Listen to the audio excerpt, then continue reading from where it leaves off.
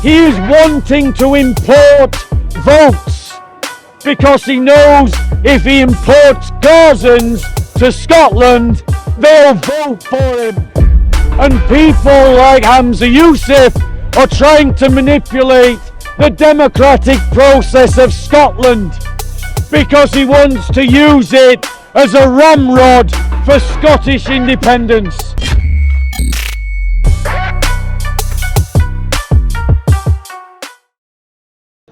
I want to do a talk, ladies and gentlemen, about Humza Yousaf, who is the First Minister of Scotland, and about his suggestion that Scotland should receive refugees from Palestine, from Gaza.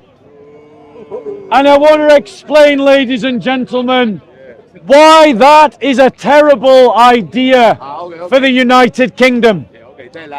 Gaza has for the last 20 odd years been an Islamist state run by an Islamist organization akin to the Taliban known as Hamas. Gaza, dominated by Hamas, has been radicalized by the educational system and by the politics of Hamas. Generations of Gazan children have been raised with a radical understanding of Islam.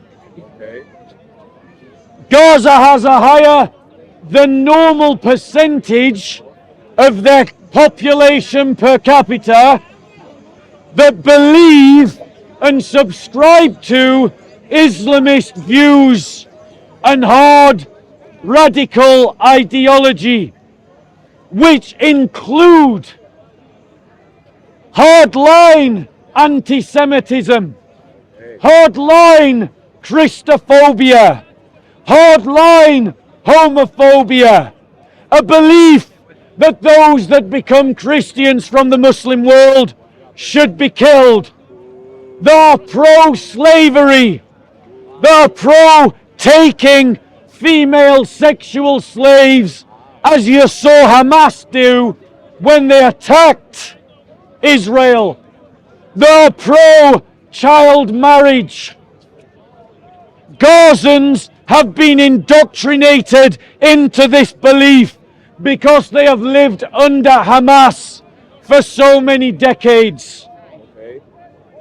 When Humza Yousaf says that Scotland should just receive Gazan refugees, he is using Scotland as his personal fiefdom. He is treating Scotland like his own personal possession. He's doing what's in the best interest of his family and of his own worldview, not what is in his best interests of the people of Scotland. Let's be clear, ladies and gentlemen. The number of crimes being committed by Muslim migrants and Muslim refugees is being covered up by the British media. I give you the example of the MP from Hartlepool who spoke in the House of Commons about a Muslim refugee that attempted to that murdered one of her constituents, and the British media covered it up. We know, ladies and gentlemen, that it was a Muslim terrorist who tried to kill Hatton Tash in this park, and the British media tried to cover it up. We know, ladies and gentlemen, that right now Sweden is battling and France is battling against radical Islamists in French society. But you don't hear about it in the British media. Muslims know about it because Muslims in France are telling them about what the British state is doing. Ladies and gentlemen, But you're not hearing about it. Why not? You're not hearing about it because the British media is covering it up. Muslim politicians like Humza Yousaf, like Sadin Khan, allow for soft forms of Islamization in our society. Think about Sadiq Khan and the Eid lights that he brought about in London. Muslims don't have a concept of Eid lights. They're imitating the unbeliever. But he wants Islam to be honoured in the same way by our society that Islam is honoured, and so he deliberately copies a Christian custom and a Christian tradition. Humza Yousaf could have offered sanctuary to Christians from northern Nigeria, but he didn't. He could have offered sanctuary to Christians from Syria, but he didn't. He could have offered sanctuary to Christians from South Sudan, but he didn't. Who did he offer sanctuary to? Gazans. And who are the majority of Gazans? Muslims. It is soft Islamization that is happening. He is wanting to import votes because he knows if he imports Gazans to Scotland, they'll vote for him. And people like Humza Yousaf are trying to manipulate the democratic process of Scotland because he wants to use it as a ramrod for Scottish independence. Soft Islamization is occurring in Tower Hamlets, a place where our democracy is not functioning properly, a place where I am hearing of stories that non-halal restaurants are being targeted by the council on health and safety grounds. Ladies and gentlemen, that's what I'm hearing out of Tower Hamlets. Within Tower Hamlets, that Muslim areas are having more council spending spent on them than those areas that are populated by non-Muslims. That's what I'm hearing from people on the ground, from people that live inside Tower Hamlets. Ladies and gentlemen, the liberal media are blind to Islamization because liberals have no concept of civilization. And so they can't see a process of Islamization. We see, ladies and gentlemen, that the Labour Party is vulnerable to Islamization. Recently, Sir Keir Starmer gave a speech that was directed to Muslims, specifically Muslims, just before November the 11th. And what happens, ladies and gentlemen, when a British politician appears in public between the 1st of November and the 11th of November? What are they wearing? Poppies. What was Keir Starmer not wearing when he gave his speech directed to Muslims? A poppy. He took his poppy off because he knows that the image of the poppy would offend Muslim voters.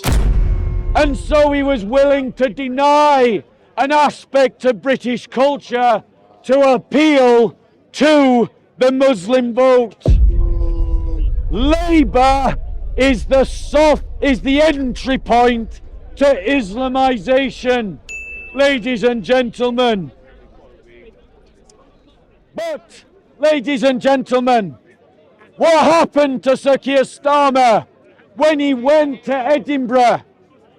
He was mobbed by Palestinian Muslims and their enablers and supporters because he wouldn't call for a ceasefire against Hamas. Why did you vote for continued genocide? Starmer, can you not hear? Why did you vote for continued genocide? Starmer, why did you vote for continued genocide? Starmer, you should be in prison. And he understands that a ceasefire for Hamas will enable Hamas to regroup. Ladies and gentlemen, Labour and the middle classes have heard, ladies and gentlemen, the first chilly grip of the Islamists on their shoulders. Muslims are trying to harangue and harass the Labour Party to side with a terrorist organisation known as Hamas. But the Labour Party, because of their liberal values and doctrines, cannot see the threat of Islamists or of Islamization. Because to the liberal, there are only good citizens and bad citizens in a contract with the state. Ladies and gentlemen, I want to address my brothers and sisters directly. If you are a Christian, my next statements are to you. The church needs to politicize. The church needs to politicize and draw its politics from its own identity as Christians. We must fight politically for the triumph of the church. Central to our political narrative must be the idea of solidarity amongst Christians, defending Christians against all of their persecutors. We must not borrow from the politics of the left or from the politics of the right. We must build a politics based upon the belief in the apostolic teaching, in the doctrines of the apostles, in the values of the apostles, and seek through politics to make those beliefs and values reality in society. Our politics as Christians falls across the entire political spectrum, because the entire political spectrum emerged out of a Christian milieu.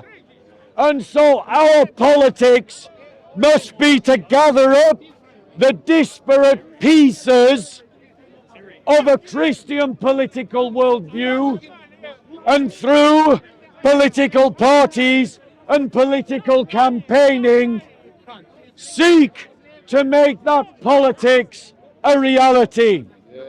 Any questions, ladies and gentlemen, on the topic? Any questions? Going once. Going twice. Going 3 times. Okay, guys, thank you so much. Bear with me 1 second. No need for the cameras.